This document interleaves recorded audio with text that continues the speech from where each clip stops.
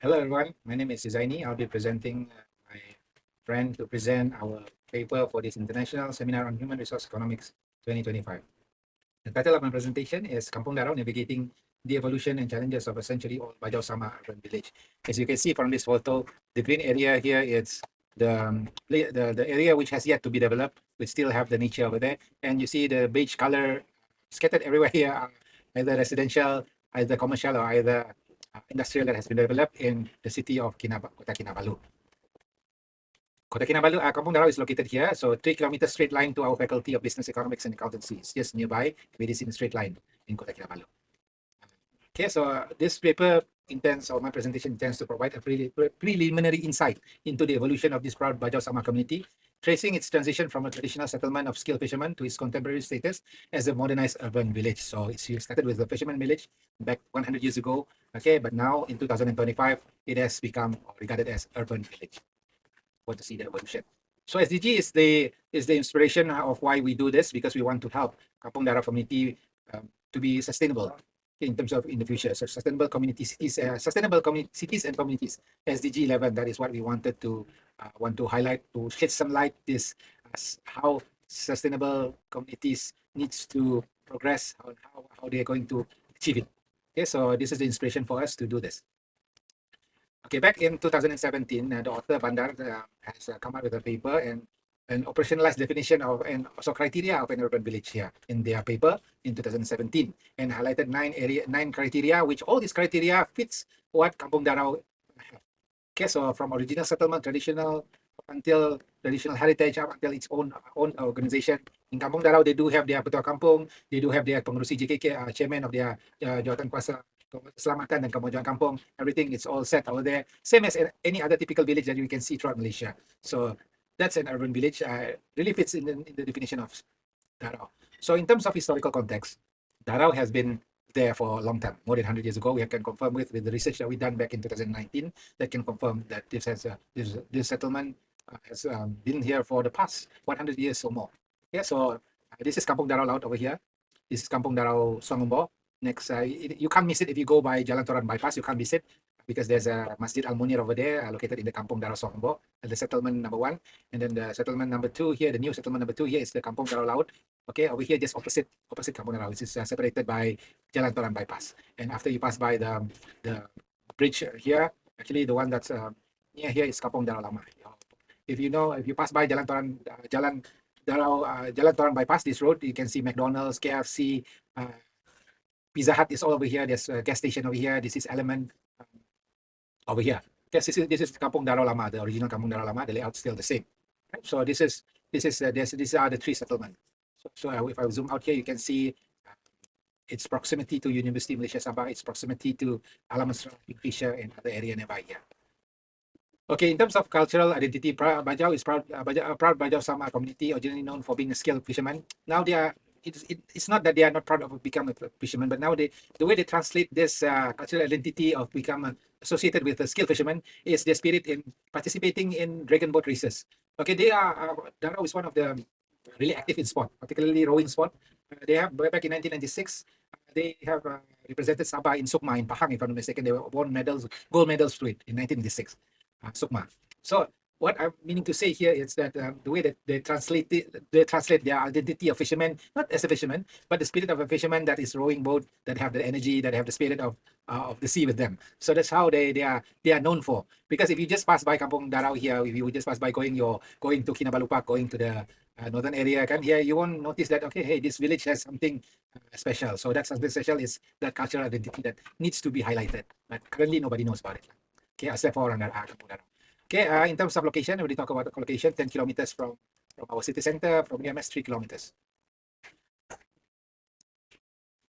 In terms of transformation here, of course, as a fisherman, they rely very much on fishing and mangrove ecosystem. Mangrove ecosystem means that they use firewoods before, but now not anymore. Long time. There's been a long time that mangrove cutting is not allowed nowadays, because nowadays most of the people in Darau, they know the importance of sustainability. Okay, they don't cut for wood anymore because we have gas to do that. So, but long time ago that was the past. But now the presence in terms of urban village within the Kota Kinabalu City Hall jurisdiction. Okay, this is what it is. They have everything. They have transportation east to the ease of transportation. You can go everywhere easily going from to the city area. Okay, so that's infrastructure is everywhere here. Infrastructure development. Those are the key drivers that transform this village from a traditional. And it started late 1980s, early 90s, 1990s. This transformation, infrastructure development. Okay, late 1980s and early 1990s. This is where the transformation is really took off. Okay, but it really being took off because of the two things here. What really took off the transformation, the development is this construction Jalan Tuaran bypass. As you can see from this angle here, this is Jalan Tuaran Lama. This was the old main road going to Tuaran, used by everybody. Before this, Jalan Tuaran bypass is there. But in 1996, when Jalan Tuaran bypass completed, it gives much more access to Kampung Darau as well. So in terms of this, it gives freedom for Kampung Darau to choose wherever they want to go, wherever they want to work. And of course, with this development, of course, the Sungai Darau widening project here, if you can see here, these are the new widening project of Kampung Darau, which completed in 2006, which solved the issue of flooding before. Before this, prior to this widening project, there is problems in terms of flooding, but now not anymore. But because of this widening project, there is sacrifice to be made, means that the water here, the river here becoming much more shallower. So in terms of the creatures living in the water, okay, live underwater, one of the SDG as well. There is more diminished in terms of the population of fishes, population of tiger prawns, and all the things that which is plentiful nowadays. It's no more. So that's why one of the reason why the fishermen is being dwindling. The numbers has been going down. We can count with fingers nowadays, less than 20, and then less than 10 are full time, because for them they rely very much before on this in this river. But now, because the river is no longer containing a lot of these fishes and river, so they to go to the open seas cost them to buy fuel for their boat. So that's one of the challenges that explain why the fishermen is becoming much more diminishing. And nowadays, most of the Kampung Darau, you can count with fingers how many fishermen are there.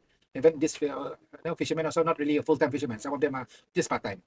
Right. So these are the two most important major development that has impacted Kampung Darau. Okay. Well, this. Okay. In terms of social spatial dilemma, expectation in a dilemma. Becoming an urban village creates this dilemma for them. Okay, they want to live up to the perception to be an urban village, to be a modern one. We need to have all this infrastructure in place while maintaining the cultural root. So they need to be able to maintain this cultural root, which they have done so. Okay, the Kampung Darau do have some initiative that they done annually to preserve their cultural root, like Miolon, the system butter during Hari Raya, the acara Migang. Migang is one of the tradition before Ramadan. They're celebrating kenduri together in the mosque. So they do have some kind of initiative to do this, which is good. But still, pressure is there. Okay, they need to become a good organizer as well nowadays. So there's expectation and reality. Whether they can actually assume this role, or what urban village inhabitant should be. Okay, should be. Okay, it's not talking about the place, the houses, but the individual within them. Identity crisis, modernization has been long transformed Kampung Darau. Like I said, modernization has came late 1980s, early 90s. It's really booming those days. But that is when a lot of new houses with new modern houses has been erected. Okay, and of course, resource conflict, protecting the Darau wetland is one of the quests nowadays, because Kampung Darau now has this Darau wetland ecotourism spearheaded by the Kota Kinabalu City Hall. So this is a platform for them to protect the environment, protect the area, what's left of it. You can see here in the future. Okay, so there is a resource conflict to develop here, but in the future they might be using it for settlement. Who knows? Yeah? So there will be resource conflict happening.